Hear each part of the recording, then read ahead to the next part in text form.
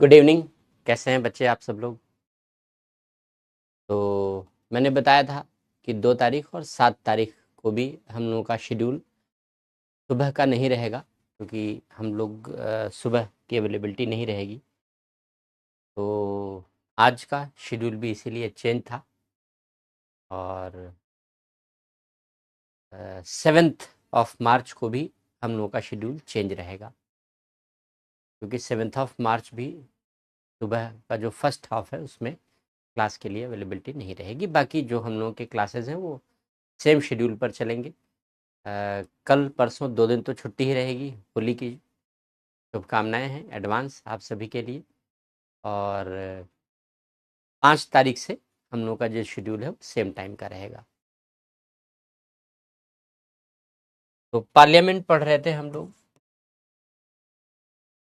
संसद के ही डिस्कशन को कंटिन्यू रखेंगे हम लोग। और देखो, हम लोगों ने बजट पारित करने के बारे में तौर तरीके पढ़े थे कि बजट कैसे पारित किया जाता है, ये हम लोगों ने चर्चा की थी। अब बजट पारित करते समय हमने लेखानुदान पढ़ा था। एक शब्द आया था लेखानुदान। हमने संक्षेप में चर्चा की थी, हमने बहुत डिटेल में चर्चा नहीं की थी। लेकिन कुछ प्रमुख अनुदान हैं जो हमारे कॉन्स्टिट्यूशन में दिए गए हैं, हमारे संविधान में दिए गए हैं, और कभी कभार उन अनुदानों पर सवाल बन जाते हैं। पहले तो लेखानुदान पर ही बनता था ज़्यादातर सवाल। तो लेकिन कुछ और भी अनुदान हैं जिनकी हम लोग चर्चा कर लेते हैं यहाँ पर। तो हमारा जो आज का टॉपिक होगा पढ़ने का वो होगा प्रमुख अनुदान।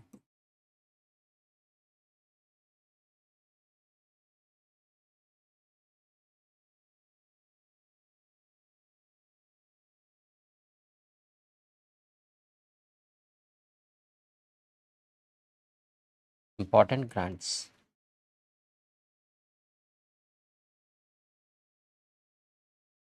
देखो, ग्रांट क्या थी? 2 चीजें तो हमने पढ़ी थी।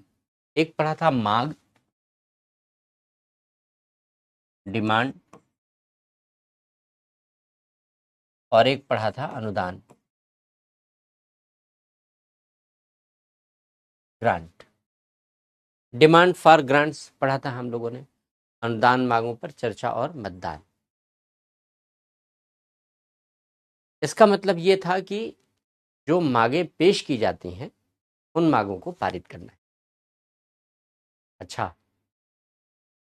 ठीक है, देश के अलग अलग भागों से हैं आप लोग, अच्छी बात है। कोई राजस्थान से है, कोई यूपी से है। Good good. ठीक है, शाम वाले में चैट ऑन रखेंगे, आज ऑन रखेंगे। टेक्निकल है ये अनुदान। मांग ये प्रस्तुत की जाती है विभाग के मंत्री के द्वारा।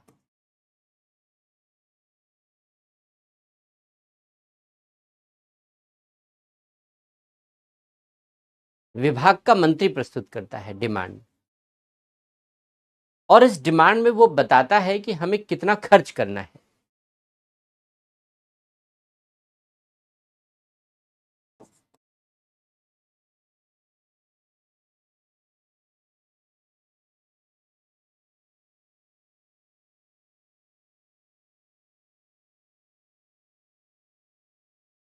इसमें सरकार के व्यय आदि का विवरण होता है कि भाई हमें इतना रुपया खर्च करना है, तो ये हमारी डिमांड हो गई। ये हमारी डिमांड हो गई। जो अनुदान है वो बच्चों संसद के द्वारा दी जाती है।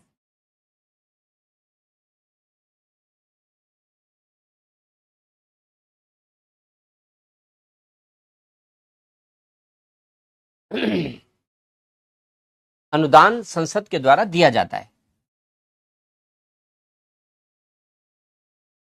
संसद द्वारा दिया जाता है।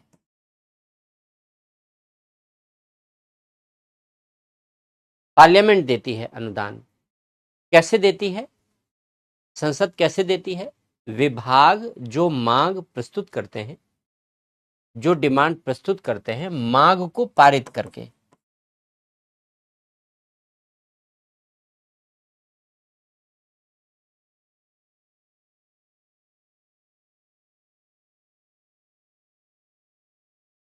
डिमांड को पारित करके मांग को पारित कर देते हैं। संसद पारित करती है, और जब संसद मांग को पारित कर देती है तो वो मांग अनुदान बन जाती है। इसका मतलब है कि हम लोग जिन अनुदानों के बारे में पढ़ने जा रहे हैं वो कौन पेश करेगा? मंत्री, विभाग, इनके द्वारा पेश होंगे। किससे जुड़े होंगे? विभागों के व्यय आदि से जुड़े होंगे, खर्चे आदि से जुड़े होंगे। और जब विभाग का मंत्री पेश करेगा तो पारित कौन करेगा? कहाँ पेश करेगा? संसद में पेश करेगा। और पारित कौन करेगा? संसद करेगी। जब संसद मांग पारित कर देती है तो वो अनुदान बन जाती है, और जब अनुदान बन जाती है तो खजाने से, यानी संचित निधि, हमारा खजाना है भारत सरकार का, तो खजाने से यानी संचित निधि से पैसा निकालने का अधिकार मिल जाता है। तो संचित निधि से धन निकालने का अधिकार तभी मिलता है जब मांग अनुदान बन जाती है। अब जो सबसे बड़ी मांग है हमारे देश में, सबसे प्रमुख मांग है और सबसे बड़ी मांग है, वो बजट में पेश की जाती है। हम लोगों ने पढ़ा है अनुदान की मांगे, अनुदान की मांगों पर चर्चा और मतदान, तो वो सबसे बड़ी मांग है। और एक साथ 100 से ज़्यादा मांगें प्रस्तुत की जाती हैं और उन्हें पारित किया जाता है। वो बाकी सारे जो चरण हैं वो हम लोगों ने ऑलरेडी चर्चा कर रखे हैं। लेकिन जो पैसा, अब देखो, जो बजट में पैसा खर्च होता है, जैसे किसी मंत्री ने कहा कि हमको 2000, ये जो वित्तीय वर्ष होगा ये 2026-27 का वित्तीय वर्ष होगा, तो 2026 और 27 के वित्तीय वर्ष में खर्च करने के लिए हमको पैसा चाहिए। तो अब आपको पता है कि ये अनुदान कैसे बनता है, मांग कैसे बनाई जाती है। मांग अगले साल का एक अनुमान होता है, एक प्रोजेक्शन होता है, एक एस्टीमेट होता है कि हम अगले साल इतना खर्च करेंगे। कैसे? पुरानी बातों को ध्यान में रखते हुए कि पिछले साल हमने क्या किया था, उसके पिछले साल हमने क्या किया था, और अब हमारा क्या उद्देश्य है सरकार बनाने चलाने का, और क्या नीति है हमारी, और तो हम क्या खर्चा करने वाले हैं। एक तो ये तरीका होता है, यानी पिछले अनुमानों का सहारा लेते हैं। दूसरा तरीका होता है मानसून वाला, कि भाई जो 2026-27 में जो मानसून आएगा वो कैसा आएगा, क्योंकि मानसून कैसा होगा इसी बात पर हमारी खेती, हमारा कृषि सेक्टर, एग्रीकल्चर सेक्टर डिपेंड करेगा। इसी एग्रीकल्चर सेक्टर से ही फिर बाकी सब जुड़ा है। वैसे तो हम लोग अब सर्विस सेक्टर और मैन्युफैक्चरिंग सेक्टर को मजबूत कर रहे हैं, क्योंकि जॉब यहीं ज़्यादा पैदा हो रही हैं और तरक्की के लिए इन्हीं सब का ज़्यादा हाथ है। लेकिन एक बार कल्पना करके सोचो, देखो कि अगर हम एग्रीकल्चर सेक्टर को छोड़ दें या कम ध्यान दें तो क्या होगा।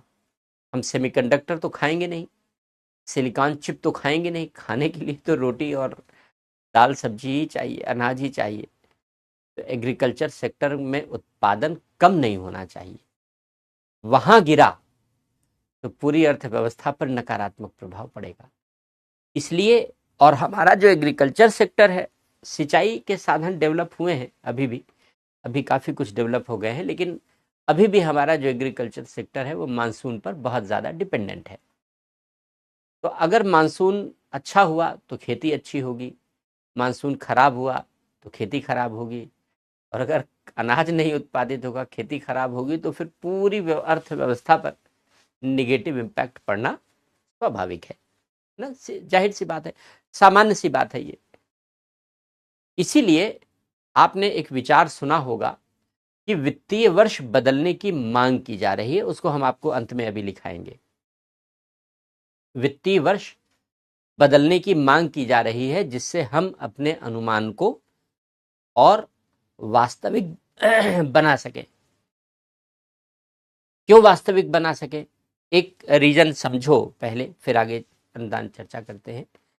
जैसे ये मेन एग्जामिनेशन से जुड़ी हुई बात है, फ्री में नहीं आएगा। जैसे आज हमारा वित्तीय वर्ष 1 अप्रैल से शुरू होता है 31 मार्च तक के लिए। तो 1 अप्रैल से शुरू होने वाले वित्तीय वर्ष के लिए, यानी 2026-27 में बारिश कितनी होगी हमने इसका अनुमान लगाया अक्टूबर 2025 में, 1 साल पहले, 1 साल से भी और पहले। अक्टूबर 2025 तक विभाग अपने अनुमान तैयार कर लेते हैं कि अगले साल जून, जुलाई, अगस्त में, सितंबर तक बारिश कैसी होगी। कब अनुमान लगा लेते हैं? यहां सितंबर अक्टूबर 2025 में। सितंबर अक्टूबर 2025 में अनुमान लगा लिया कि अगले साल जून से सितंबर तक बारिश कैसी होगी, और उस बारिश के आधार पर हम अपना बजट तैयार कर लेते हैं। एक बार कल्पना करके देखो, आप कहोगे सर ये बजट तैयार कर रहे हैं या उपन्यास लिख रहे हैं? क्योंकि उपन्यास तो कल्पना पर आधारित है। अब तो मान लो फिर भी हमारे पास मैटसैट और तरह तरह के आधुनिक उपग्रह हैं, लेकिन ये पिछले 10-12 सालों का डेवलपमेंट है। 15-20 साल मान लो, ज़्यादा से ज़्यादा 20 सालों का डेवलपमेंट है। 20 साल से पहले तो ऐसा कुछ भी नहीं था। मौसम विभाग 2 दिन का अनुमान नहीं बता पाता था ढंग से। कहता था बारिश होगी तो धूप निकल आती थी, धूप निकलेगी तो बारिश हो जाती थी। उसमें भी हम लोग अनुमान कब का लगाते थे? अनुमान लगाते थे 1 साल बाद का। तो आप कहोगे सर गजब की अर्थव्यवस्था है हमारी। हाँ बिल्कुल सही है, गजब की अर्थव्यवस्था है हमारी। हम लोग 1 साल बाद बारिश कितनी होगी इसका अनुमान 1 साल पहले लगा लेते, और इसी अनुमान के मुताबिक हम लोग बजट की धनराशियां तय कर देते हैं। अब जाहिर सी बात है कि बजट की धनराशियां वास्तविक होंगी क्या? वास्तविकता के निकट होंगी क्या? नहीं होंगी। इसलिए जो अनुदान मिलते हैं पार्लियामेंट से, उस अनुदान में बहुत सारी कमियां अक्सर रह जाती हैं। तो उन्हीं कमियों को दूर करने के लिए तरह तरह के अनुदान बनाए गए हैं। संजू सैमसंग के बारे में बाद में बात कर लेना, अभी पहले समझ लो अनुदान, क्योंकि टेक्निकल चीज़ें। वैसे कल उस बच्चे ने बहुत अच्छा खेला, में कोई शक नहीं। देखा आप लोगों ने मैच? बढ़िया खेला ना। यही दिल्ली का है, दिल्ली का पढ़ा हुआ है, जहाँ मैं रहता हूँ थोड़ी दूर पर एक स्कूल है रोजरी, वहीं का प्रोडक्ट है। तो चलो अनुदान बताते हैं। तो जो प्रमुख अनुदान हैं, वित्तीय वर्ष क्यों बदलना चाहिए, मैंने एक उसकी पृष्ठभूमि बता दी। अनुदानों में सबसे पहले हम लोग पूरक अनुदान पढ़ते हैं।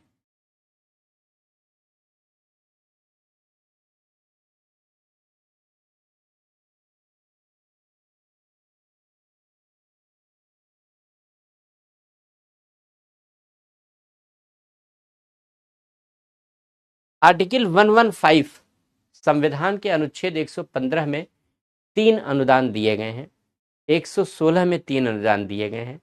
तो हम लोग इन्हीं 6 अनुदानों के बारे में पढ़ने जा रहे हैं। तो अनुच्छेद 115 में जो पहला अनुदान है वो है पूरक अनुदान। पूरक अनुदान कब दिया जाता है बच्चों? जब बजट में दी गई धनराशि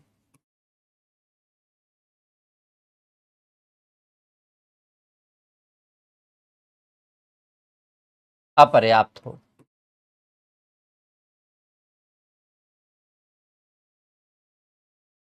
तो उसे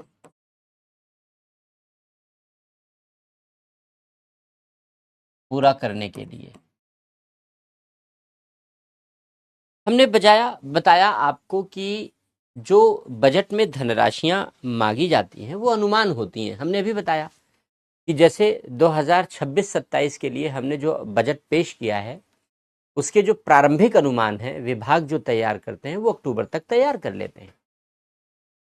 ऐसे ही अगले साल 2027-28 का जो बजट होगा उसका अनुमान हम इसी साल 2026 में लगा लेंगे, अक्टूबर में लगा लेंगे, अक्टूबर नवंबर।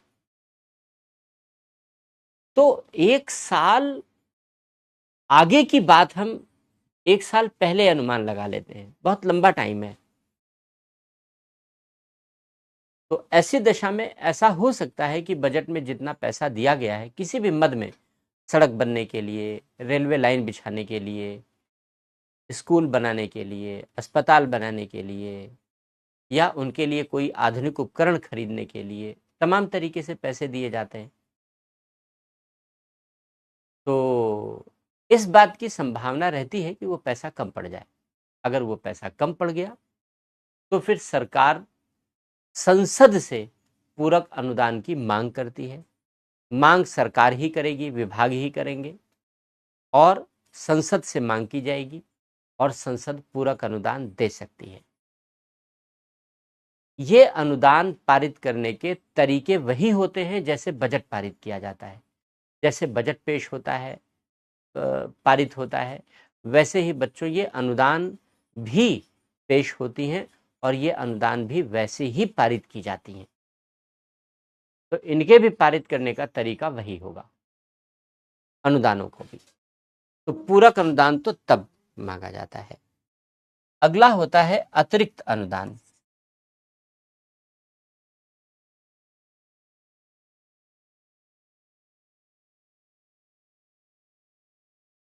Additional grant.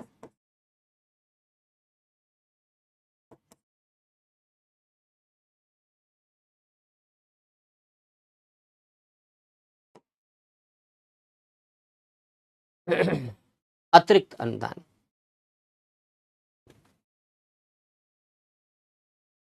अतिरिक्त अनुदान की मांग तब की जाती है जब चालू वित्तीय वर्ष में कोई भी मांग, ये भी आर्टिकल 115 में है, ये भी आर्टिकल 115 में, ये दोनों 3 मांगे हैं, बल्कि हमने बताया कि 3 मांगे हैं, 3 मांगे हैं जो इसमें दी गई हैं। तो अतिरिक्त अनुदान तब दिया जाता है, एडिशनल ग्रांट तब दिया जाता है, जैसे मान लो हमने बजट बनाया, बजट में कोई विषय हमारी पॉलिसी का हिस्सा है, बजट में कोई विषय हमारी पॉलिसी का हिस्सा है और वो नई सर्विस है, कोई नया कार्य हम करना चाह रहे हैं, नया कार्य करना चाह रहे हैं, नीति में हमने लिख रखा है, हमारी पॉलिसी का पार्ट है, लेकिन हमने उसके लिए पैसा बजट में नहीं मांगा या नहीं मिला या रह गया किसी भी कारणवश, तब उसके लिए पैसा मांगा जा सकता है। तो चालू वित्तीय वर्ष, इसको कहते हैं चालू। चालू मतलब वो वाला चालू नहीं, चालू मतलब करंट फाइनेंशियल ईयर, चालू वित्तीय वर्ष, वर्तमान भी कह सकते हैं इसको, करंट।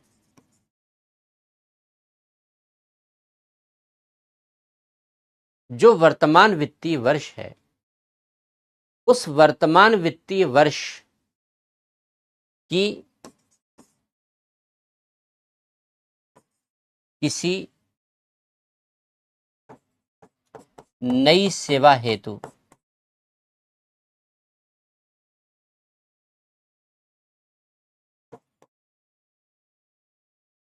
धनराशि देने के लिए,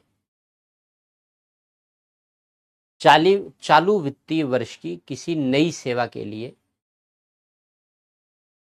और नई सेवा के लिए क्यों? क्योंकि पैसा हमारी नीति का भाग है वो, लेकिन नीति का भाग रहते हुए पैसा मिला नहीं, किसी कोई भी रीजन हो सकता है, पैसा मांगा नहीं गया, या हम लोगों ने सोचा कि ठीक है पॉलिसी का हिस्सा है, इसको अगले बजट में देख लेंगे, अगले साल देख लेंगे, लेकिन बाद में एहसास हुआ कि नहीं, अगले साल नहीं, इसको इसी साल देखना चाहिए। तो ऐसी दशा में ये अनुदान मांगी जा सकती है, लेकिन वो करंट फाइनेंशियल ईयर की सेवा का भाग होना चाहिए, नीति का भाग होना चाहिए। तो अतिरिक्त अनुदान दिया जा सकता है। अधिक अनुदान है,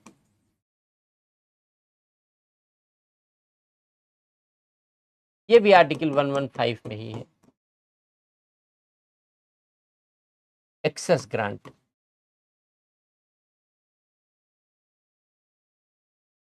एक्सेस ग्रांट कब दी जाती है? एक्सेस ग्रांट तब दी जाती है जब एक्सेस पैसा खर्च हो गया हो। जब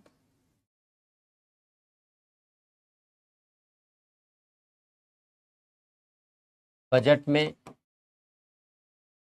दी गई धनराशि से अधिक व्यय हो जाए, तब मांगी जाती है। अब ये कैसे संभव है? अगर बजट में कहीं 50,000 करोड़ रुपए खर्च करने के बारे में प्रावधान किया गया है, उतना ही तो संचित निधि से निकलेगा, क्योंकि उतना ही विनियोग कानून में लिखा गया है। जब विनियोग कानून इजाजत नहीं देता तो संचित निधि से ज्यादा पैसा कैसे निकल सकता है? एक तरीका है जब ज्यादा पैसा कोई खर्च कर सकता है, और उस तरीके से अगर पैसा ज्यादा खर्च हो जाता है तो फिर अधिक अनुदान की जरूरत पड़ती है। वो तरीका क्या है बच्चों? वो तरीका है नोट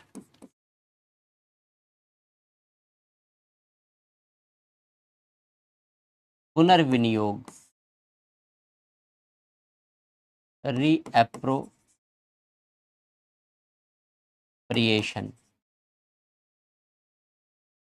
या पुनर्विनियोजन या पुनर्विनियोग।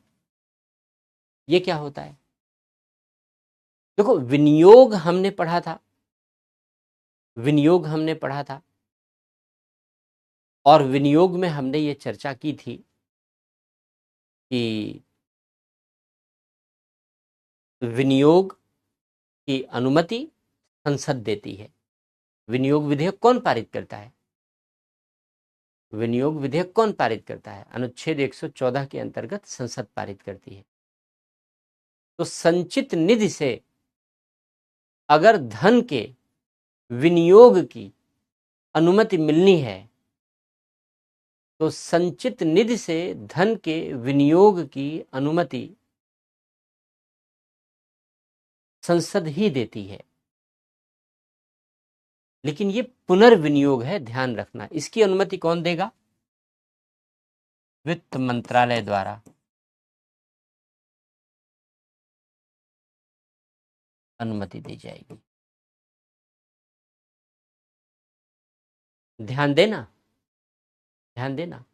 विनियोग की अनुमति संसद देती है, एप्रोप्रिएशन की अनुमति पार्लियामेंट देती है, और रीएप्रोप्रिएशन पुनर्विनियोग की अनुमति ये वित्त मंत्रालय देता है। तो फिर ये पुनर्विनियोग होता क्या है? पुनर्विनियोग का मतलब होता है एक सब हेड से दूसरे सब हेड में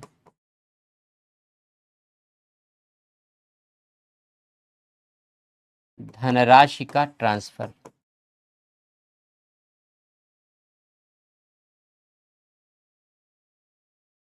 एक मद कह लो, एक मद या उपशीर्ष से दूसरे उपशीर्ष में धनराशि का ट्रांसफर। अब देखो, जो सब हेड है ये अकाउंटिंग के तकनीकों में आता है। हमारे हेड्स होते हैं, sectoral head, major head, minor head, sub head, detailed head. ऐसे हमारे अकाउंटिंग्स में हेड्स बटे होते हैं। जो भारत सरकार का पैसा लिखा जाता है, खर्चे का, कमाई का, वो इन हेड्स में बटा होता है। इसी के आधार पर सारी डिटेल तैयार की जाती है, तय की जाती है। तो अब एक सबहेड से दूसरे सबहेड में पैसा ट्रांसफर करने का मतलब क्या है? इसको एक व्यावहारिक उदाहरण से समझाते हैं तो समझ में आ जाएगा। जैसे मान लो शिक्षा विभाग का बजट है और शिक्षा विभाग में पैसा आ गया खर्च होने के लिए। तो शिक्षा विभाग के बजट में बहुत सारे काम होंगे। स्कूल बनवाना होगा, एक बजट हो गया। मिड डे मील का खर्चा हो गया, दूसरा बजट हो गया। टीचर्स की सैलरी वगैरह हो गई, तीसरा खर्चा हो गया। टीचर्स की ट्रेनिंग हो गई, चौथा खर्चा हो गया। तो ऐसे बहुत सारे सब हेड्स होंगे, यानी बहुत सारे खर्चे होंगे शिक्षा विभाग में, यही सारे खर्चे होंगे। अब मान लो जैसे स्कूल बन रहा है, शिक्षा विभाग कोई स्कूल बनवा रहा है। अब स्कूल बनाने में बिल्डिंग में पैसा कम पड़ गया, भाई मटेरियल की कॉस्ट बढ़ती रहती है डे बाय डे। अब जैसे युद्ध हो रहा है तो ईश्वर न करे कि कुछ गड़बड़ हो, अन्यथा तेल की कीमतें बढ़ जाएंगी, 10, 12, 15, 20 रुपए बढ़ सकती हैं। और जब तेल की कीमतें बढ़ जाएंगी तो क्या महंगाई नहीं बढ़ेगी? 100% बढ़ेगी, तो महंगाई बढ़ जाएगी। तो ऐसी दशा में संकट तो रहता ही है। तो कभी कोई प्रोजेक्ट का हमने एस्टीमेट तैयार किया तो मार्केट में अप्स एंड डाउन्स होते रहते हैं, कभी सीमेंट का दाम बढ़ गया, कभी लोहे का दाम बढ़ गया, कभी, तो उसके हिसाब से हमारी कॉस्ट भी वेरी करती रहती है। अब अक्टूबर में हमने अनुमान लगा लिया कि भाई स्कूल बनाने में इतना खर्चा हो गया, अब बना अगले अक्टूबर में, 1 साल बाद, तो कॉस्ट बढ़ गई। तो ऐसा हो सकता है कि बिल्डिंग बनाने में पैसा कम पड़ जाए। ध्यान से सुन लेना, समझ लेना, बिल्डिंग बनाने में पैसा कम पड़ जाए। अब बिल्डिंग बनाने में पैसा कम पड़ जाएगा तो काम रुक जाएगा, फिर क्या होगा?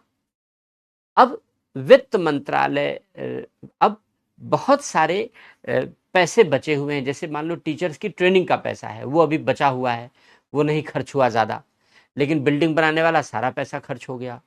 टीचर्स की ट्रेनिंग वाला अभी काफ़ी बजट बचा हुआ है, वो नहीं खर्च हो पाया। तो अब अगर शिक्षा विभाग का अधिकारी चाहे कि टीचर्स ट्रेनिंग का पैसा, एक सबहेड का पैसा दूसरे सबहेड में, यानी बिल्डिंग वाले में ट्रांसफर कर दे, क्योंकि हमारे ही विभाग हमारे ही विभाग का बजट, शिक्षा विभाग का बजट है, एक मद से दूसरे मद में ट्रांसफर कर सकते। लेकिन अगर ऐसा कर दिया तो ये करप्शन होगा, ये भ्रष्टाचार होगा, वो नहीं कर सकता। तो वो करे क्या इस दिशा में? वो वित्त मंत्रालय को एक पत्र भेजता है कि भाई साहब, जो पैसा हमारा बिल्डिंग वाला था वो कम पड़ गया है, लेकिन हमारे ही विभाग में ट्रेनिंग वाले में बहुत पैसा पड़ा हुआ है। अगर आपकी नजर इनायत हो, अगर आप अनुमति दे दो, परमिशन दे दो, तो जो टीचर्स ट्रेनिंग वाला पैसा है हम ट्रांसफर कर लें अपने बिल्डिंग मटेरियल में। तो वित्त मंत्रालय इस बात की परमिशन दे देगा। अगर वित्त मंत्रालय इस बात की परमिशन दे देता है तो इसी को पुनर्विनियोजन कहते हैं, एक सबहेड से दूसरे सबहेड में धनराशि को ट्रांसफर करना। अच्छा याद दिलाया कि पानी पी लूं, थैंक यू सो मच।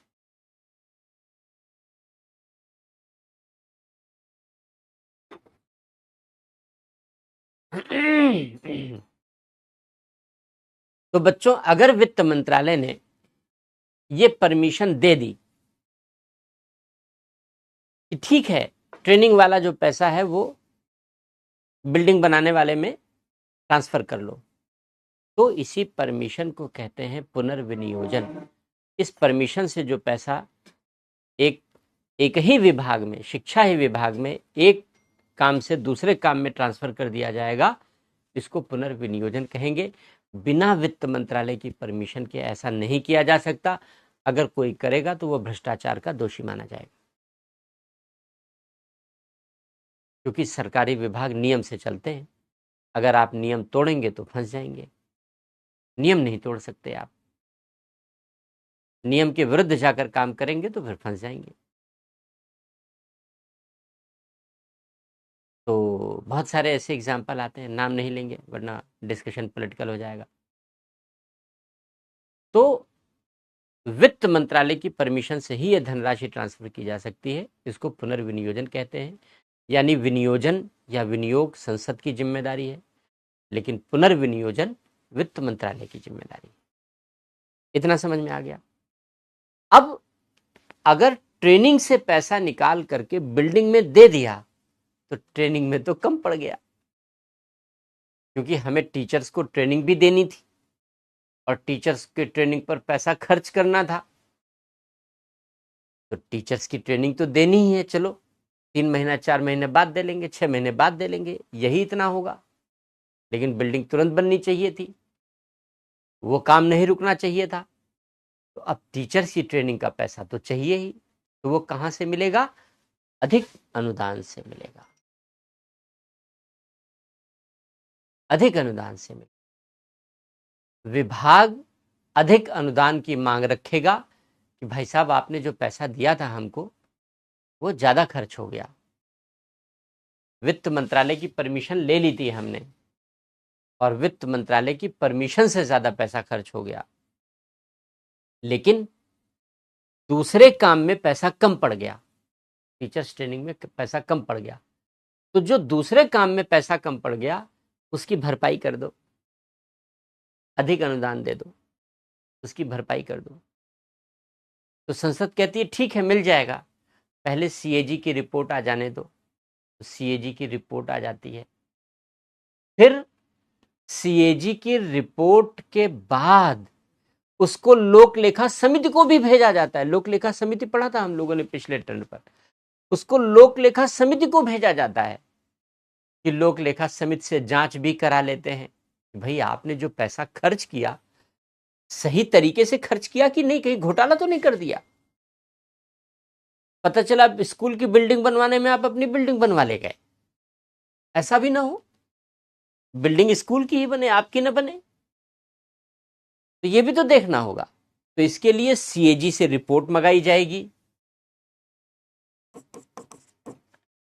लोक लेखा समिति उसकी छानबीन करेगी। ये प्रक्रिया है, संविधान में नहीं लिखा है, संविधान में तो इतनी ही बात लिखी है। लोक लेखा समिति उसकी छानबीन करेगी,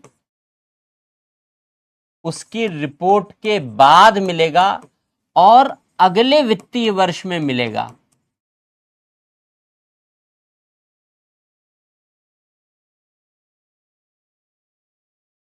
जिस वित्तीय वर्ष में ये अनुदान मांग की गई है उस वित्तीय वर्ष में नहीं दिया जाएगा।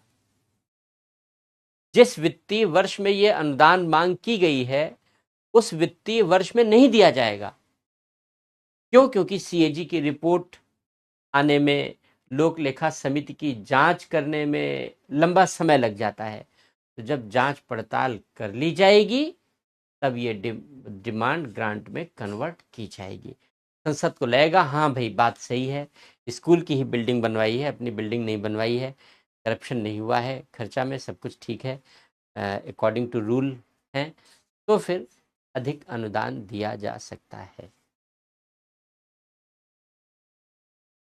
तो ये नेक्स्ट ईयर का पार्ट होता है।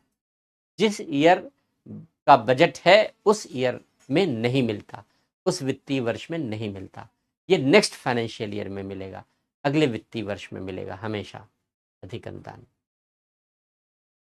यही एक अनुदान है जो नेक्स्ट फाइनेंशियल ईयर में मिलता है, ये भी पूछा जा सकता है। ये हो गया आर्टिकल 115 में जो 3 अनुदान दिए गए हैं उनके बारे में। अब आर्टिकल 116 में 3 अनुदान दिए गए हैं उनके बारे में पढ़ते हैं। तो उनमें एक की हमने संक्षिप्त चर्चा की थी, लेखानुदान।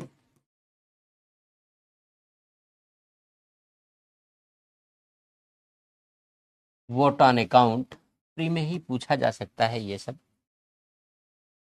क्योंकि अब लेखानुदान के कारण, वोट ऑन अकाउंट के कारण जो बजट है, अब जो 1 फरवरी को हम लोग बजट पेश करते हैं उससे लेखानुदान से हम बच जाते हैं।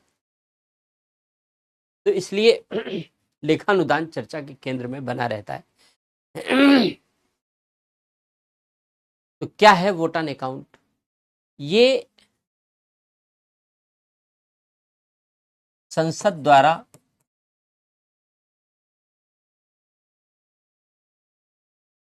सरकार को दी गई अग्रिम धनराशि है।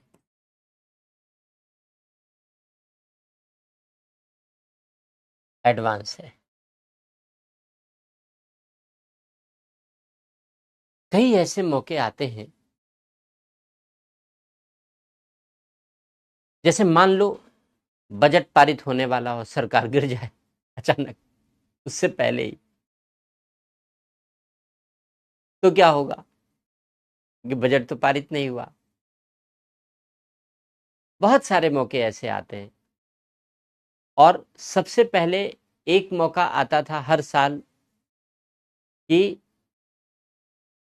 जो विनियोग विधेयक है वो पारित होते होते अप्रैल आ जाता था। और अगर विनियोग पारित होते होते अप्रैल आ जाता है तो 1 अप्रैल से तो नया वित्तीय वर्ष शुरू हो जाता है और पुराना विनियोग कानून 31 मार्च की रात 12 बजे खत्म हो जाता है। उसके बाद पुराने विनियोग कानून से संचित निधि से पैसा नहीं निकाला जा सकता। नया विनियोग कानून चाहिए और नया विनियोग कानून अभी तक पारित नहीं हुआ है। पता चला संसद चर्चा ही कर रही है, अभी अनुदान मांगों पर चर्चा ही हो रही है। तब क्या होगा? और जब तक संसद अनुमति नहीं देगी, सरकार संचित निधि से 1 रुपया निकाल नहीं सकती। और अगर संचित निधि से पैसा नहीं निकला तो सरकार का खर्चा कैसे चलेगा? मुश्किल हो जाएगी। इस अव्यवस्था से बचने के लिए संविधान में लेखानुदान की व्यवस्था कर दी गई कि ऐसी ही आवश्यकताओं पर या आकस्मिकताओं पर, कुछ भी कह लो, संसद सरकार को पहले से एडवांस दे देती है कि ठीक है, ले जाओ, काम करो, और जब बजट पारित हो जाएगा तो एडजस्ट कर लेंगे। ये वैसा ही है जैसे मैंने बताया कि मान लो घर की पुताई करना है, एक कमरे की पुताई करवा रहे हो, आप पेंटिंग करवा रहे हो बढ़िया सी। आपने पूछा कि भाई कितना पैसा लोगे पेंटर से? उसने कहा 50,000 लेंगे। आपने ठीक है, चलो काम करो। आप उसने पेंटर ने आपसे कहा कि सर कुछ एडवांस दे दीजिए, जाए पेंट खरीद के ले आए आज।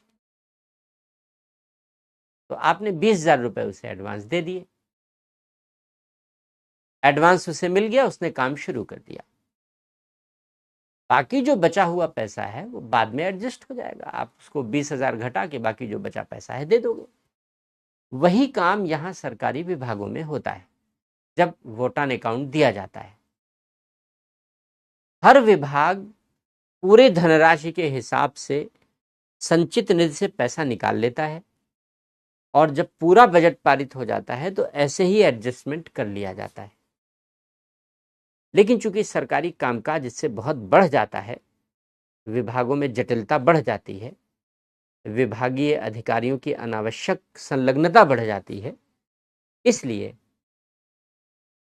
इस अव्यवस्था को दूर करने के लिए, व्यवस्था ही है लेकिन अव्यवस्था के रूप में कन्वर्ट हो जाती है, इसे दूर करने के लिए अब बजट हम लोग फरवरी माह के लास्ट वर्किंग डे को पेश नहीं करते, पहले उसी समय पेश करते थे। अब बजट पेश होता है 1 फरवरी को, 1 फरवरी को। पर्पस यही है कि हम बजट पारित करने के तौर तरीकों में लेखानुदान को ना लाएं, लेखानुदान से बचें। बच सके तो अच्छा है। लेखानुदान से बचने के लिए ये काम किया गया है।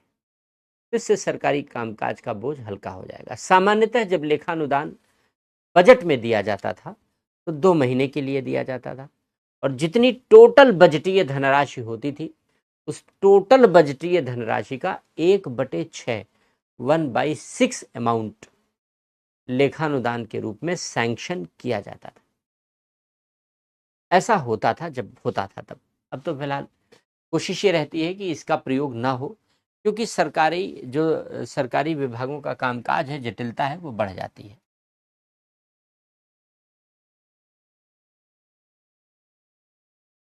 अगला है प्रत्ययानुदान।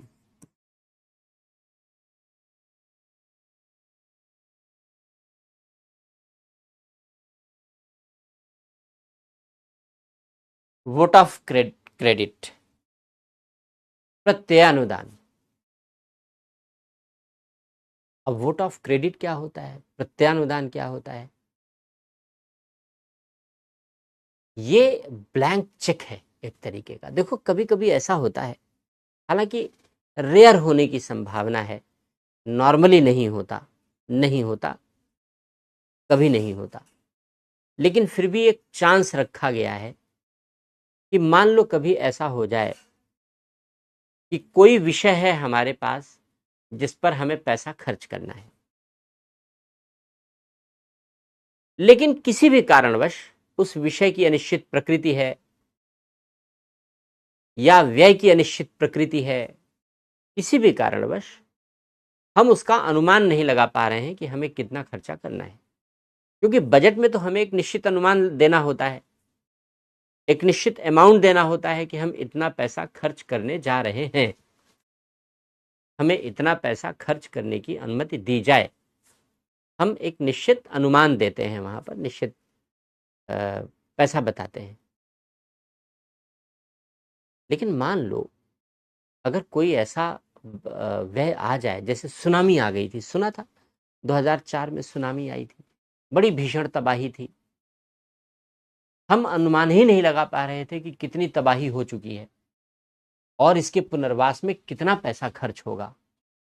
ये अनुमान लगाने में हमको समय लग गया। स्वाभाविक सी बात भी थी समय लगना,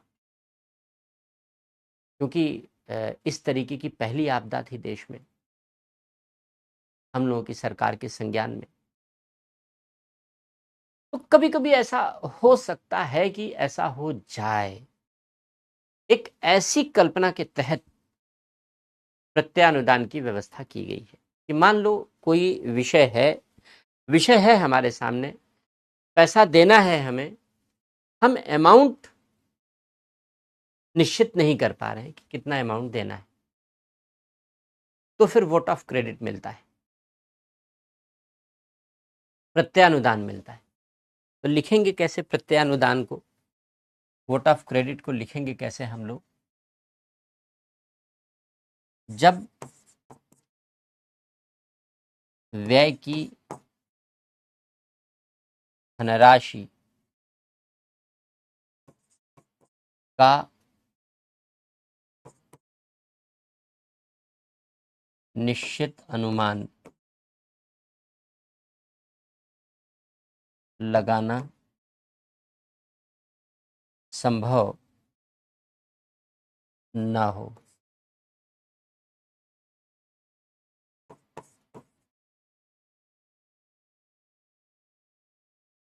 अनिश्चित प्रकृति के कारण।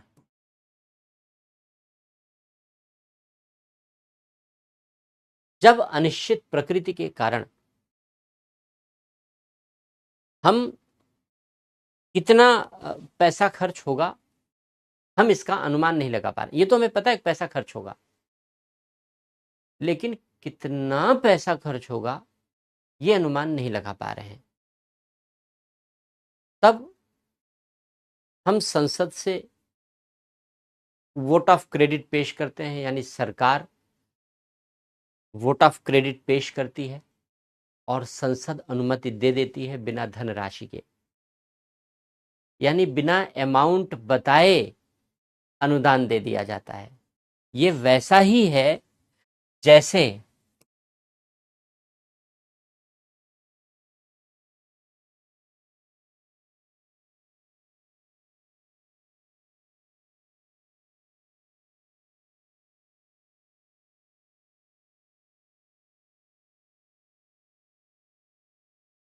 सरकार के लिए संसद द्वारा ब्लैंक चेक की भांति है।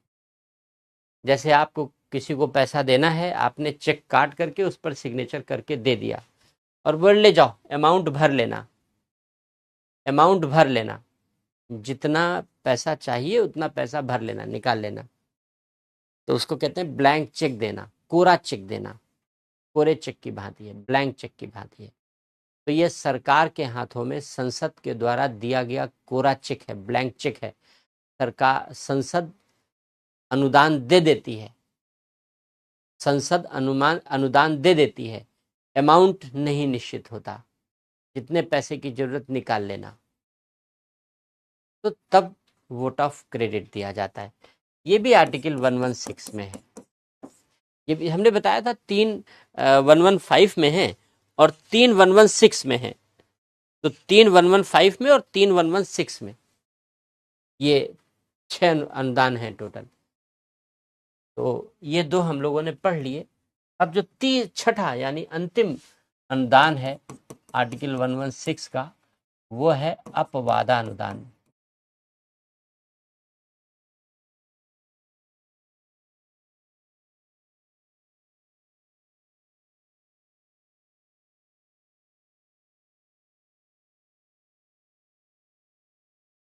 Exceptional grant.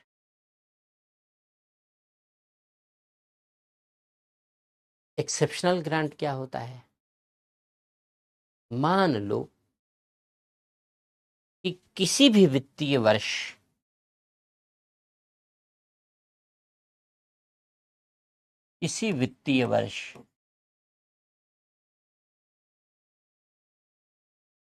की कोई वर्तमान सेवा है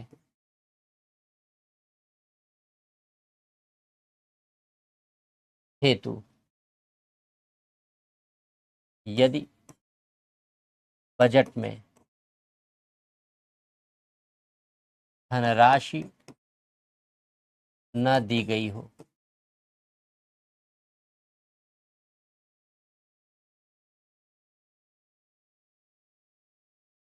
तब अपवादानुदान मिलता है।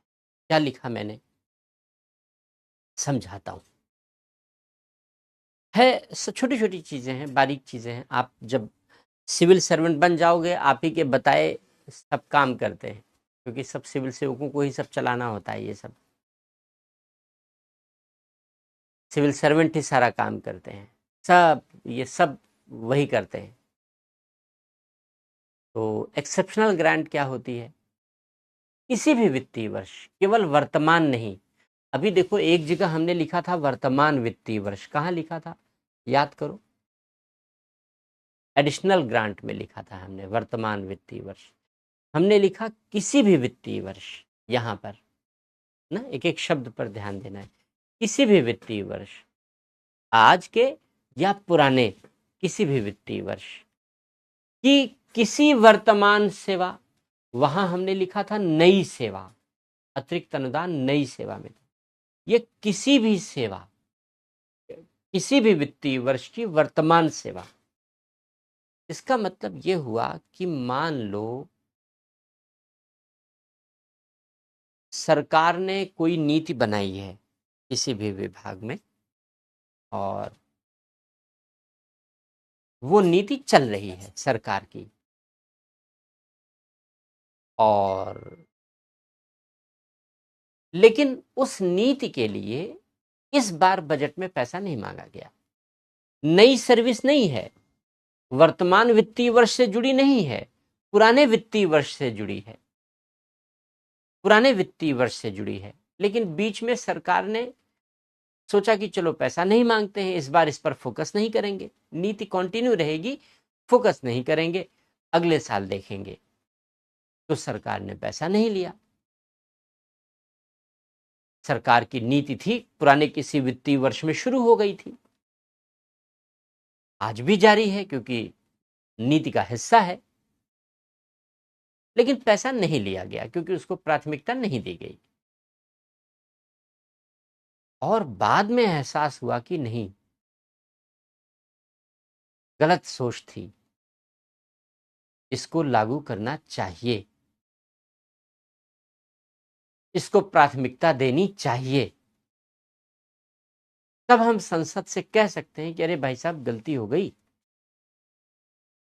नीति में तो था, ये देख लो पुरानी नीति का हिस्सा है हमारे, हमने पॉलिसी को डिसओन नहीं किया है, हमने पॉलिसी को खत्म नहीं किया है, पॉलिसी हमारी चली रही है, लेकिन हम पैसा नहीं मांग पाए थे। इसलिए जरा देख लो, नजरें इनायत करो और दे दो पैसा, तो काम हो जाएगा हमारा। तो उसके लिए बच्चों जो ग्रांट दी जाती है उसको एक्सेप्शनल ग्रांट कहते हैं। अपवादानुदान कहते हैं। तो देखो अलग अलग हमने बहुत धीरे धीरे संक्षेप में हमने बहुत बारीक बारीक से बताए, छोटी छोटी बातें हमने क्लियर की, जिससे कि कोई कन्फ्यूज़न ना रहे आपके मन में ये ग्रांट्स क्या होती हैं, क्योंकि बहुत छोटी छोटी सी बारीक से अंतर है एक दूसरे से, वरना एक ग्रांट दूसरे में चली जाएगी, दूसरी तीसरे में चली जाएगी। तो इसलिए हमने ये बारीक बारीक सा अंतर हमने आपको क्रमबद्ध तरीके से बता दिया। तो ये हो गए ग्रांट। अब देखो इसमें हमने आपको बताया अभी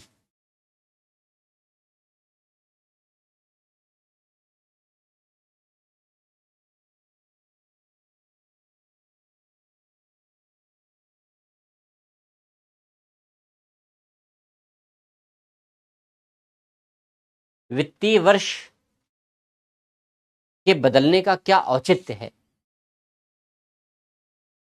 क्योंकि वित्तीय वर्ष को बदलने की मांग की जा रही है, बहुत दिनों से की जा रही है।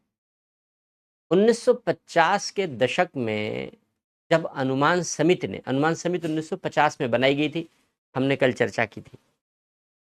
अनुमान समिति ने, परसों पढ़ा था हम लोगों ने, अनुमान समिति ने जब 1950 के दशक में अपनी रिपोर्ट दी थी, शुरुआती रिपोर्ट दी थी, तब अनुमान समिति ने कहा था कि वित्तीय वर्ष बदल दो हमारे देश में, क्योंकि 1 अप्रैल से 31 मार्च का जो वित्तीय वर्ष है वो अंग्रेजी सुविधा के मुताबिक है। भारत के लिए ये सूटेबल नहीं है।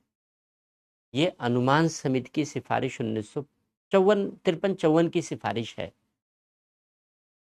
कितने साल गुजर गए, तब पहले प्रधानमंत्री का कार्यकाल था, लेकिन पहले प्रधानमंत्री ने भी अनुमान समिति की बात नहीं मानी, और आज तक किसी भी प्रधानमंत्री ने अनुमान समिति की ये बात नहीं मानी। अब तो पुरानी बात हो गई, ठंडे बस्ते में चली गई। लेकिन हाँ, ये चर्चा के केंद्र में क्यों आया था? ये चर्चा के केंद्र में इसलिए आया था क्योंकि जो वर्तमान प्रधानमंत्री हैं, उन्होंने आने के बाद ये कहा कि हम वित्तीय वर्ष को बदलेंगे। हालांकि उनकी इस बात का बड़ा विरोध भी शुरू हुआ, क्योंकि कोई भी काम हम करें तो विरोध पहले होता है, काम बाद में हम करते हैं। भारतीय परंपरा है, और राजनीति की तो बड़ी स्वस्थ परंपरा है ये अच्छे काम का भी विरोध होना चाहिए। यानी बड़ी दूषित परंपरा है, लेकिन राजनेताओं ने उसे अच्छा मान लिया है। तो उन्होंने आते ही कहा था कि हम वित्तीय वर्ष बदलने जा रहे हैं। हालांकि 10 साल से हम इंतजार कर रहे हैं कि अगर उन्होंने कहा है, चलो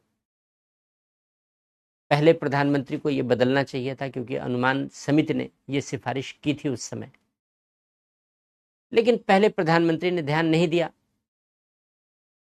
तो कोई बात नहीं, वर्तमान प्रधानमंत्री सोच रहे हैं तो ये अच्छी बात है, बदल देना चाहिए। लेकिन 10-12 साल तो हो गए, बहुत सारे काम हुए, डिमोनेटाइजेशन आया और तमाम सारे काम हुए, लेकिन वित्तीय वर्ष नहीं बदला गया। वित्तीय वर्ष आज भी वही है जो अंग्रेज तय करके चले गए।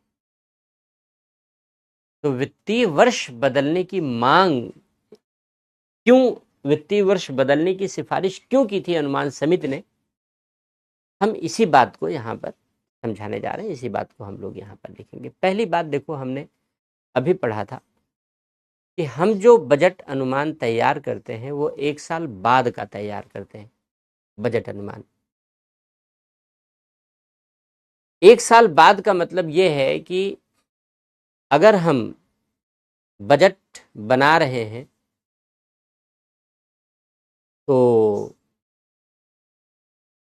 जो बजट हम तैयार करते हैं अक्टूबर तक फ्रीज कर लेते हैं। अक्टूबर 2025 में हमने बजट अनुमान तैयार कर लिए 26-27, 1 अप्रैल 2026 से लेकर 31 मार्च 2027 तक। इसका मतलब यह है कि हम अनुमान नहीं तैयार कर रहे हैं, हम उपन्यास लिख रहे हैं एक तरीके का, क्योंकि हम पहले ज्यादा अनुमान लगा रहे हैं। अब चूंकि सरकार के सामने तमाम तरीके की चुनौतियां होती हैं, तमाम तरीके की समस्याएं होती हैं। इसलिए इस प्रकार के जो बजट अनुमान इतने पुराने लगाए जाते हैं वो बहुत वास्तविक नहीं हो सकते। इसलिए बजट अनुमानों को चेंज करने की ज़रूरत पड़ सकती है या बजट अनुमान अवास्तविक हो सकते हैं। अगर हम वित्तीय वर्ष ऐसा अपना लें जिससे कि हमारे पास बारिश के डेटा पहले हो जाएं और बारिश का आंकड़ा पहले हो जाए, फिर हम बजट तैयार करें, तो हमारे बजट अनुमान वास्तविक होंगे, बेहतर होंगे। अनुमान समिति यही कहना चाहती थी। इसीलिए अनुमान समिति ने वित्तीय वर्ष बदलने की सिफारिश पहले ही प्रधानमंत्री के समय कर दी थी, लेकिन दुर्भाग्यवश नहीं किया। प्रशासनिक सुधारों के लिए बहुत कठोर कदम नहीं उठाए गए हमारे देश में, यह दुर्भाग्य का विषय रहा है। तो वित्तीय वर्ष बदला नहीं गया। मेरे कहने का आशय यह है कि अगर वित्तीय वर्ष मान लो 1 अक्टूबर, 1 नवंबर, 1 दिसंबर, 1 जनवरी ऐसे कर दिया जाए अगर, तो हमारे पास बारिश के अनुमान पहले सितंबर तक के बारिश के आंकड़े उपलब्ध होंगे और इन बारिश के आंकड़ों के आधार पर जो अब हम अनुमान तैयार करेंगे अगले साल के लिए, वो ज़्यादा वास्तविक होंगे, वो कल्पना कम वास्तविक ज़्यादा होंगे, यानी वास्तविकता के ज़्यादा निकट होंगे। पहली बात होगी। दूसरी बात, जब हम बजट लागू करते हैं, हमारा बजट बजटीय वर्ष 1 अप्रैल से शुरू होता है। पहले बजट 1 फरवरी माह के लास्ट वर्किंग डे को पेश होता था। बच्चों, बजट पारित होते होते मई गुजर जाता था। बजट मई में जाकर लास्ट मई में या जून के फर्स्ट वीक में लागू होता। जून से बारिश शुरू हो जाती है। यानी जब बजट लागू हुआ और सरकार को ये अधिकार मिला कि वो संचित निधि से पैसा निकाले और सड़क बनाए, तब तक तो मानसून आ गया। सरकारी विभागों ने क्या किया? पैसा निकाला, सड़क बनाया, बारिश में बह गई। पैसा निकाला, पुल बनाया, बारिश में बह गया। पैसा निकाला, रेलवे लाइन बिछाई, बारिश में बह गई। यानी खूब करप्शन के चांसेस होते हैं बारिश के कारण। या फिर मान लो अगर सरकार इस पर कंट्रोल कर ले कि भाई जब तक बारिश है तब तक डेवलपमेंट नहीं करोगे, तो सितंबर तक तो बारिश ही रहती है और सितंबर के बाद अक्टूबर तक बारिश का इम्पैक्ट रहता है। कहीं बाढ़ आई है, कहीं जल भराव की स्थिति है, तमाम सारी चीजें अक्टूबर तक उसका इम्पैक्ट दिखाई पड़ता है दूर दराज क्षेत्रों में, रिमोट एरियाज में। तो इसका मतलब ये हुआ कि बजट लागू होने के बाद से अक्टूबर तक कोई डेवलपमेंट का काम ही नहीं करना है। अब डेवलपमेंट का काम शुरू करेंगे हम नवंबर से, तो नवंबर, दिसंबर, जनवरी, बस फरवरी, मार्च, यानी 6 महीने। हम साल में केवल 6 महीने डेवलपमेंट का काम करें, 6 महीने करें ही ना, क्योंकि हम करप्शन के चांसेस बढ़ जाते हैं। आप अक्सर देखते होंगे कि जैसे ही बारिश आती है आपके इलाके की सड़क बनने लगती है, खड़ंजा बिछने लगता है। आपको लगता है खूब पैसा कमाएगा ये, क्योंकि फर्जी काम कर देगा और फर्जी काम करके और पैसा खा जाएगा। बात बिल्कुल सही है। करप्शन को बढ़ाने वाला है ये वित्तीय वर्ष। अच्छा, मान लो वित्तीय वर्ष बदल दिया हमने, तो क्या होगा? मान लो हमने वित्तीय वर्ष कर दिया 1 अक्टूबर से 1 दिसंबर, चलो 1 जनवरी मान लेते हैं हम। 1 जनवरी से कैलेंडर ईयर होता है, तो चलो हमने मान लिया। तो अगर मान लो 1 जनवरी से हम कर दें, तो बारिश आएगी जून में। तो जनवरी से लेकर जून तक हम अच्छा खासा इंफ्रास्ट्रक्चर डेवलपमेंट कर सकते हैं, क्योंकि बारिश का दूर दूर तक नामो निशान नहीं होता। मानसून आता है जून में। अगर 1 अक्टूबर से कर दें, क्योंकि अनुमान समिति की यह सिफारिश थी कि दीपावली के आसपास से कर देना चाहिए, तो अगर 1 अक्टूबर से कर दें तो हमको 8 महीने मिल जाएंगे साल भर में, बिना बारिश के कंस्ट्रक्शन के, बिना बारिश के डेवलपमेंट के। अनुमान समिति यही चाहती थी कि अगर हम वित्तीय वर्ष बदल दें तो डेवलपमेंट का काम तेज हो जाएगा इस देश में, विकास के कार्यों में तेजी आ जाएगी, करप्शन कम हो जाएगा। लेकिन पहले प्रधानमंत्री को समझ में नहीं आया और इस देश के किसी भी प्रधानमंत्री को समझ में नहीं आया कि ऐसा करना जरूरी है। इन वाले प्रधानमंत्री ने पहली बार मैंने सुना किसी को कहते हुए कि हम बदलने जा रहे हैं, फिर पता नहीं क्या हुआ, ये तो नहीं पता चला क्या हुआ, लेकिन बदला तो नहीं अभी तक। तो ये 2 सबसे बड़े इम्पैक्ट होंगे वित्तीय वर्ष बदलने के। एक और महत्वपूर्ण बात है इसमें कि नॉर्मली जो विदेशों में फाइनेंशियल ईयर शुरू होते हैं, ब्रिटेन जैसे एक आध देशों को छोड़ दीजिए आप, ज़्यादातर देशों के जो फाइनेंशियल ईयर है वो 1 जनवरी से शुरू हो जाते हैं। 1 जनवरी, 1 दिसंबर से ज़्यादातर विकसित देशों के, पाश्चात्य देशों के तो 1 जनवरी से शुरू हो जाते हैं। उनके यहाँ 1 जनवरी से वित्तीय वर्ष शुरू हो जाता है, यानी उनके बजट में ये पता लग जाता है कि सरकार क्या करने वाली है। इसका मतलब है कि उन देशों के जो निवेशक हैं वो थैली में पैसे रख करके तैयार खड़े रहते हैं, भाई किस देश में जाएं, निवेश करने जाना है, किस देश में जाएं। अब हमारे यहां वो वित्तीय वर्ष का अंत होता रहता है,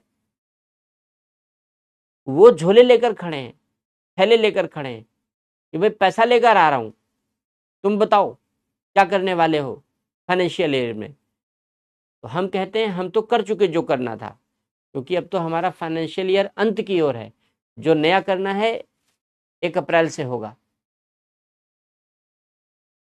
तो निवेशक पीछे खींच जाते हैं, तो कहते हैं रुक जाओ भाई, चलो किसी दूसरे देश में ढूंढो जहां कुछ निश्चितता हो। इनके यहाँ तो अभी अनिश्चितता है, क्योंकि इनका वित्तीय वर्ष खत्म हो रहा है, चलो दूसरी जगह चलते हैं।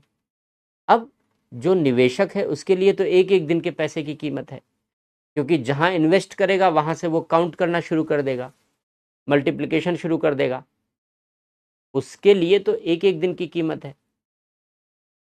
और यहां आप महीनों रोक रहे हैं उसे कि भाई हमारा तो वित्तीय वर्ष 1 अप्रैल से आएगा। कैसे विदेशी निवेशक आएगा, कैसे विदेशी निवेशक आएगा।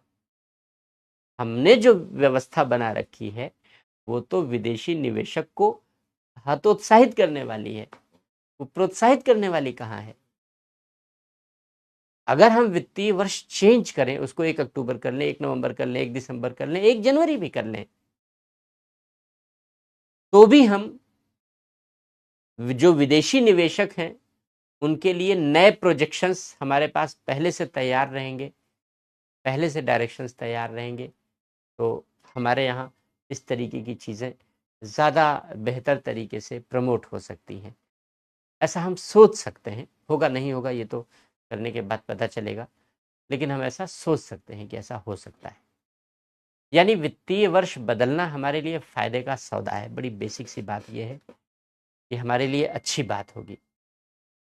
बुरी बात यह है कि कोई बदलने के लिए तैयार नहीं, और क्यों नहीं तैयार है, क्योंकि ब्यूरोक्रेसी सपोर्ट नहीं कर रही है। सबसे ज़्यादा जद्दोजहद ब्यूरोक्रेसी को उठानी पड़ेगी।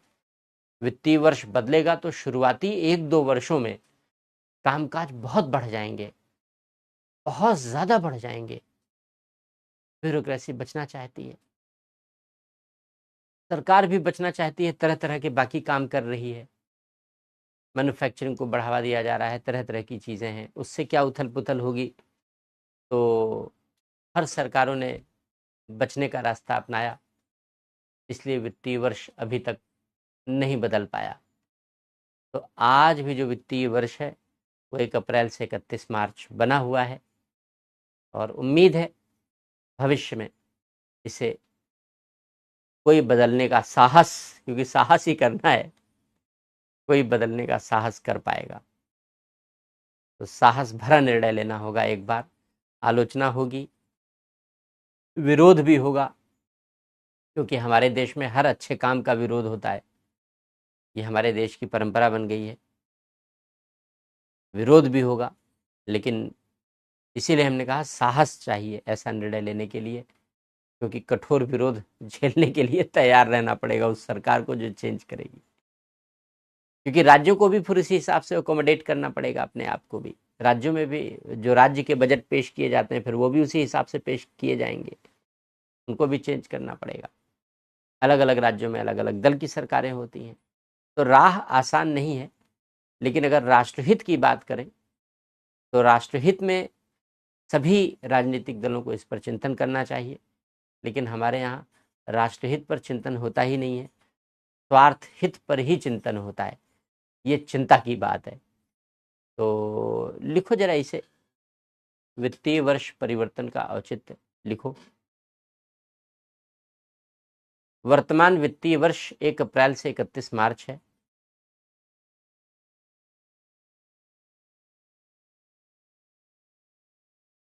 वर्तमान वित्तीय वर्ष 1 अप्रैल से 31 मार्च है। जिसको परिवर्तित करने की सिफारिश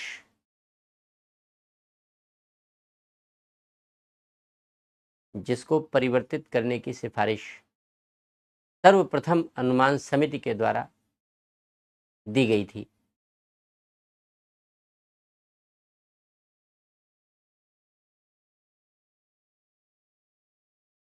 जिसको परिवर्तित करने की सिफारिश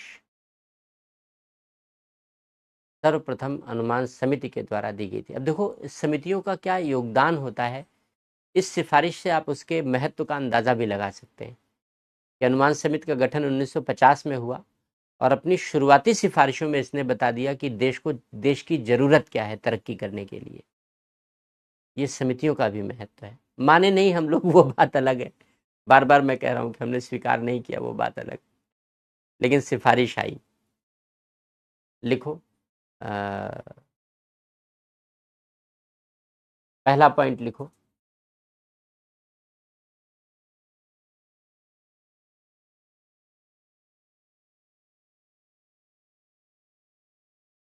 वित्तीय वर्ष को परिवर्तित कर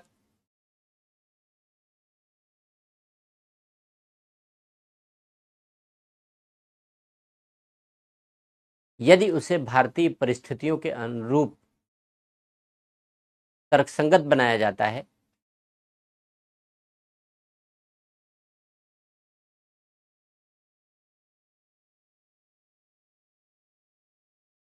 जैसा कि अनुमान समिति ने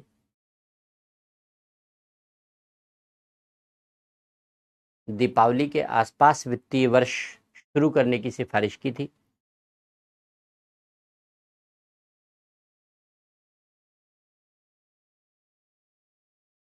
अनुमान समिति ने दीपावली के आसपास वित्तीय वर्ष शुरू करने की सिफारिश की थी।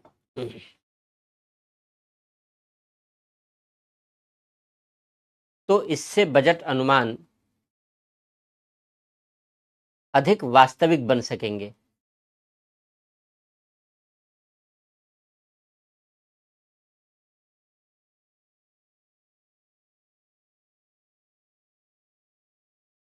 तो इससे बजट अनुमान अधिक वास्तविक बन सकेंगे।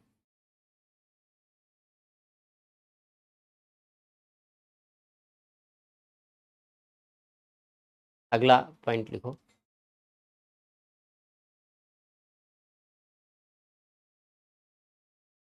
वित्तीय वर्ष के परिवर्तित होने के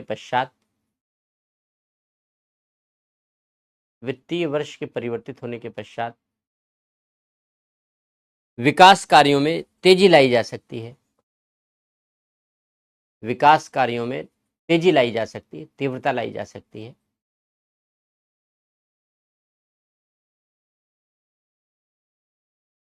क्योंकि वर्तमान समय में वित्तीय वर्ष प्रारंभ होने के पश्चात या बजट लागू होने के पश्चात, ऐसे लिखो, बजट लागू होने के पश्चात मानसून भी प्रारंभ हो जाता है। बजट लागू होने के पश्चात मानसून भी प्रारंभ हो जाता है, जो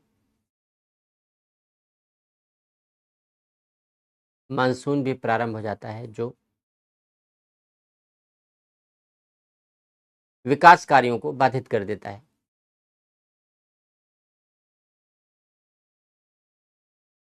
विकास कार्यों को बाधित कर देता है।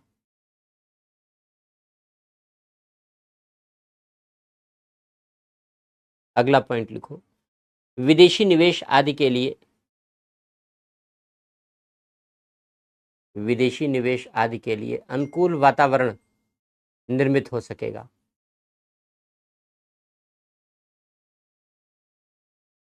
विदेशी निवेश आदि के लिए अनुकूल वातावरण निर्मित हो सकेगा।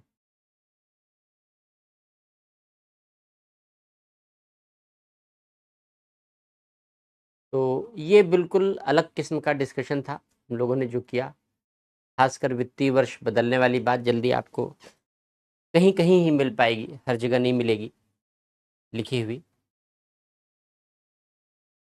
अब इसके बाद हम लोग छोटी छोटी सी चर्चा करेंगे यहाँ पर, जैसे संसद की जो भारत में संसद की भूमिका है, और स्पीकर की भूमिका है, और विपक्ष की भूमिका, इन तीन की भूमिका और इनकी समीक्षा की हम लोग चर्चा कर लेंगे। लेकिन उससे पहले हम लोग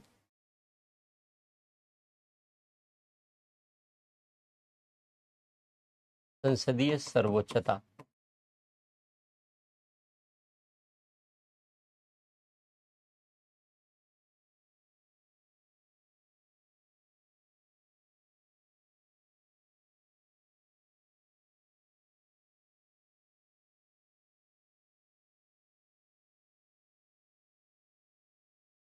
parliamentary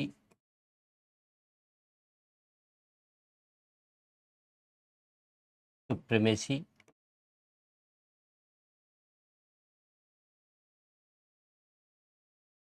and parliamentary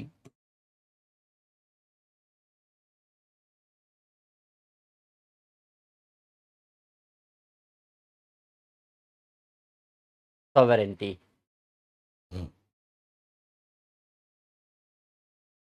parliamentary supremacy and parliamentary sovereignty, संसदीय सर्वोच्चता और संसदीय संप्रभुता के बारे में हम लोग चर्चा करेंगे। तो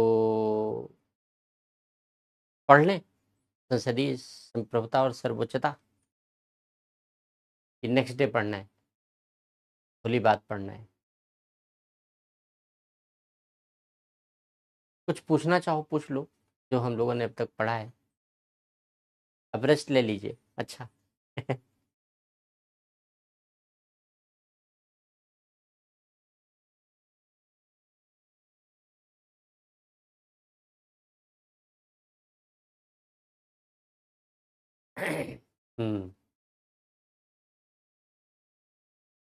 कुछ आज पढ़ लेते हैं कुछ। देखो, भारत में जैसे अमेरिका में है, पहले भी हम लोग इस बात की चर्चा कर चुके हैं, वहां न्यायिक सर्वोच्चता जैसी स्थिति है। ब्रिटेन में संसद की सर्वोच्चता है।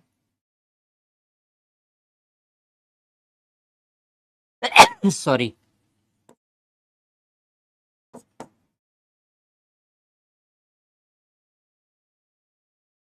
और भारत में संविधान की सर्वोच्चता है। तो सुप्रीमेसी का मतलब होता है, सर्वोच्चता का मतलब होता है किसकी बात अंतिम मानी जाएगी, इसका निर्णय अंतिम होगा। अमेरिका में जो न्यायालय कह देता है उसका निर्णय अंतिम है। ब्रिटेन में संसद जो कह देती है उसका निर्णय अंतिम है। और हमारे यहाँ जो संविधान कहता है वो निर्णय अंतिम है, संसद और न्यायपालिका नहीं। ऐसा भी होता है कि संसद जो कानून बनाती है न्यायपालिका रद्द कर देती है, जैसे अभी न्यायपालिका ने अधिकरण संशोधन अधिनियम को रद्द कर दिया। और न्यायपालिका जो निर्णय लेती है संसद रद्द कर देती है। जैसे बड़ा पॉपुलर सा केस है, आप लोग जानते हैं, शाहबानो प्रकरण। शाहबानो मामले में सुप्रीम कोर्ट ने जो निर्णय दिया वो बहुत अच्छा निर्णय था, भले के लिए था, लेकिन संसद ने रद्द कर दिया उसको अपने राजनीतिक स्वार्थ के लिए। तो हमारे यहाँ न्यायपालिका संसद के कानून को रद्द कर देती है और संसद न्यायपालिका के निर्णय को रद्द कर देती है। तो हमारे यहाँ दोनों में कोई सर्वोच्च नहीं है। हमारे यहाँ संविधान सर्वोच्च है। ये दोनों ये काम संविधान का सहारा लेकर करते हैं कि हम संविधान के मुताबिक ऐसा कर रहे हैं। तो सर्वोच्चता का मतलब हो गया अंतिम निर्णय की शक्ति।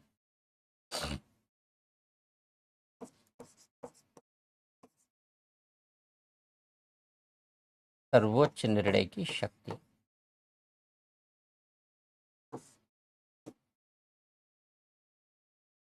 और जो संप्रभुता होती है,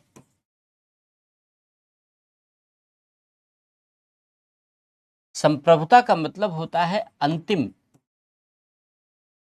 निर्णय, बाध्यकारी निर्णय की शक्ति, जो बिना किसी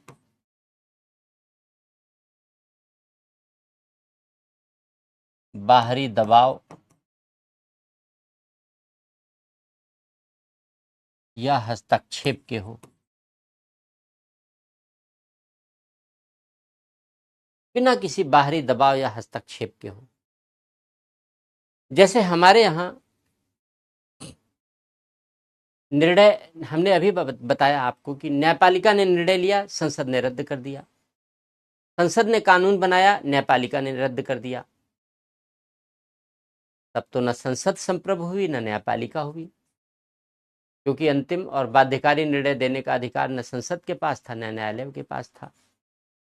बाहरी हस्तक्षेप हुआ, संसद ने न्यायपालिका में हस्तक्षेप करके न्यायपालिका के निर्णय को रद्द कर दिया, न्यायपालिका ने संसद के काम में हस्तक्षेप करके संसद के निर्णय को रद्द कर दिया। तो हमारे यहाँ तो संप्रभुता कहीं नहीं हुई, न तो न्यायपालिका में हुई न संसद में हुई। हम लोग पढ़ते इसलिए हैं क्योंकि एक देश है जहां संसदीय संप्रभुता है, ब्रिटेन में। ब्रिटेन में संसदीय संप्रभुता है। ब्रिटेन की संसद के बारे में यह कहा जाता है क्योंकि ब्रिटेन में न्यायिक पुनर्विलोकन नहीं है। ब्रिटेन की संसद ने जो कानून बना दिया, न्यायालय उसको रद्द नहीं कर सकता। ब्रिटेन की संसद ने जो कानून बना दिया, न्यायालय रद्द नहीं कर सकता। इसीलिए ब्रिटेन में संसद की संप्रभुता है, क्योंकि न्यायालय रद्द नहीं कर सकता ब्रिटेन की संसद के कानून को। अभी तक तो 2009 के पहले तो न्यायालय ही नहीं था, तो रद्द करने का सवाल ही नहीं उठता था। हम लोगों ने लिखा है 2009 के पहले वहां सर्वोच्च न्यायालय था ही नहीं। 2009 से सर्वोच्च न्यायालय वहां बना है, तो उसको जुडिशियल रिव्यू की पावर नहीं है। संसद जो कानून बनाएगी तो वो सर्वोच्च होगा, उसको दूसरा कोई छीन नहीं सकता। तो उसको कहते हैं संसदीय संप्रभुता। डी लो में है ब्रिटेन के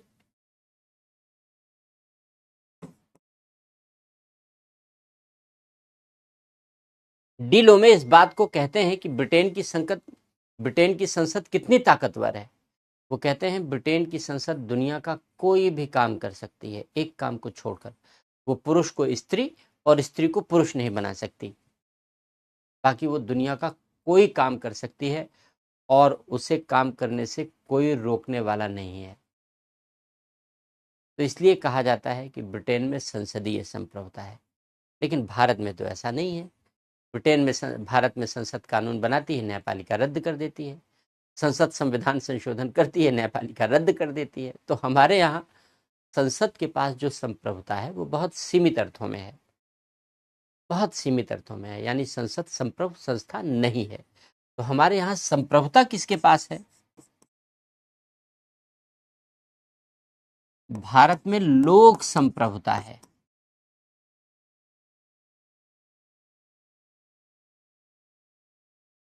लोक संप्रभुता है, यानी ये जो शक्ति है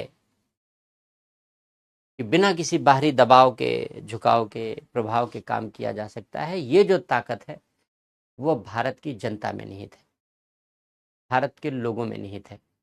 इसलिए भारत में जो संप्रभुता है वो लोक संप्रभुता कहलाती है, पीपुल्स सॉवरेंटी कहलाती है। भारत में लोक संप्रभुता पाई जाती है, पीपुल्स सॉवरेंटी पाई जाती है। क्लियर है? तो आज फिर हम लोग डिस्कशन को यहीं रोकते हैं। कुछ पूछना चाहो पूछ लो, अगर कोई डाउट हो, कोई क्वेश्चन हो तो हम आपके क्वेश्चन ले लेते हैं। अदरवाइज अब होली के बाद मिलते हैं और संसद की भूमिका,